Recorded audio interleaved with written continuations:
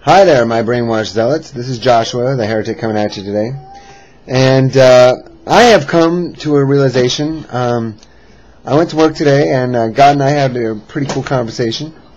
I was complaining that certain things that I had not yet achieved in my life, that I had not yet acquired, I was a little bit upset that they had not come to fruition yet. And due to these, like my life, I do these things that I had not yet acquired. I was a little bit upset with God, and I was like, why did you promise me these things if I have not yet got them? Like, okay, I'm still using a webcam, okay? I need to get, like, a real, like, video camera, but it makes it really, really hard to like, what I want to do is I want to, like, go out in the street and, like, you know, like, take pictures of people and like, interview people and ask them what they believe to be true and if they have any questions and, like, do, like, a man on the street kind of thing. I'm, like, totally digging on that, but I'm stuck with this webcam that doesn't even sync up with my mouth. Anyway, I digress.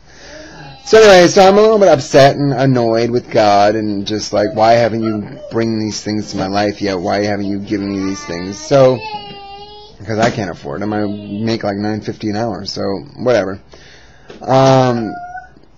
So anyway, I digress. So what happens is that I'm talking to God and I'm like, why haven't you got me this? And he's like, why do you need these things? And I'm like, well, because I want to do your will, blah, blah, blah. And he's like, yeah, but that's great, but that's not why you want them. You're upset. You're angry. I'm like, why? And I'm like, because it'll make me happy if I, can do these things. And he's like, if I gave you a video camera, you would not be happy. Okay? You need to be happy on your own without it, and then I will give you blessings as you seek to do my will. And I was like,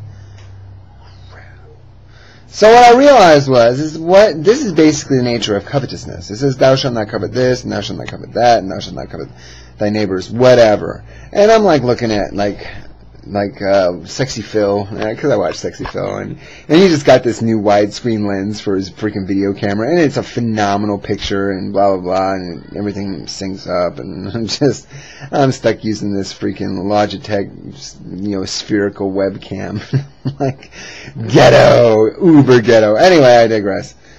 So I'm like, alright, fine. And I'm realizing what is wrong with covetousness. What covetousness does is it says, have you ever heard the verse that says, the love of money is the root of many evils, or root of all evil, and I believe that to be true. It's like, okay, when you covet something, when you want something, you want that thing because you think it's going to make you happy. And I'm going to tell you something, that's not true. Okay? Things will never make you happy. Okay? If you're not happy without things, you're never gonna be happy when you get things. That's why rich people are messed up, because they have things, but they're not happy. So they think that if they get more things, then that'll make them happy. When they get the more things, they realize they're still not happy, so they need more things. It's just like any addict. If you're a heroin addict, you think more heroin is gonna make you happy. So you do more heroin, and then you're still not happy. So you do more heroin, and it still doesn't make you happy. Or if you're an overeater, or any of the other addictions. Money is the same way. You want a relationship, you're lonely, blah, blah, blah. If you can't find happiness from within, you're never going to find it from without. And now, there's nothing outside of yourself that'll bring you peace, patience, joy, fulfillment, blah, blah, blah. None of that stuff unless you have a purpose to your life. If your life has no purpose, then your life has no meaning. To have no purpose has no meaning, and therefore you will never get joy in your life.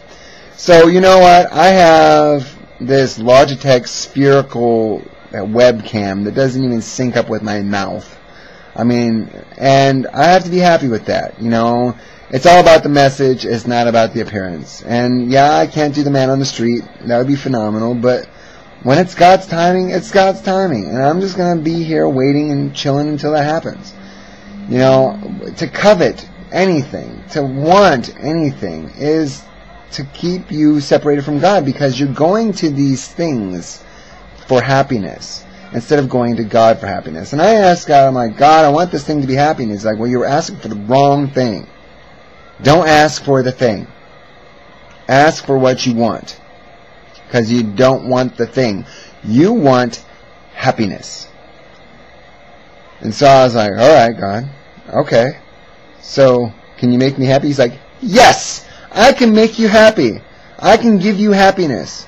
Stop asking for things and start asking for what you want. Because what you want is not things. What you want are not freaking...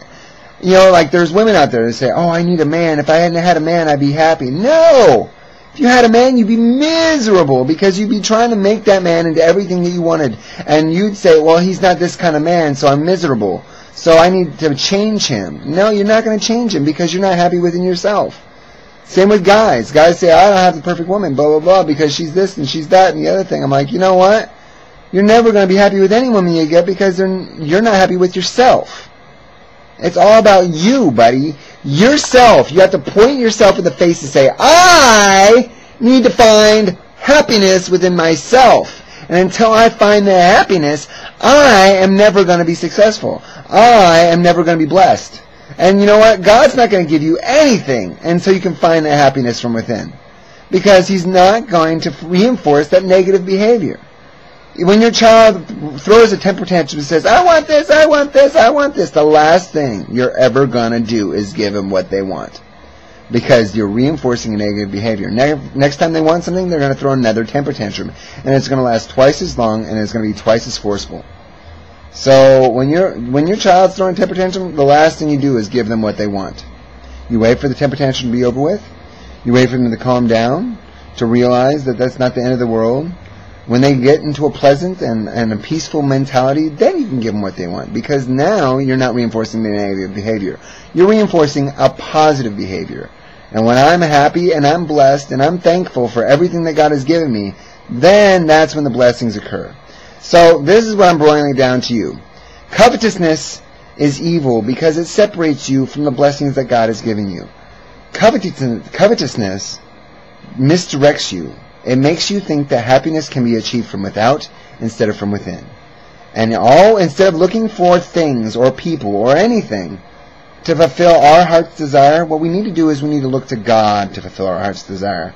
And then once God fulfills our heart's desire, then He can give us the blessings and He can reinforce that positive behavior.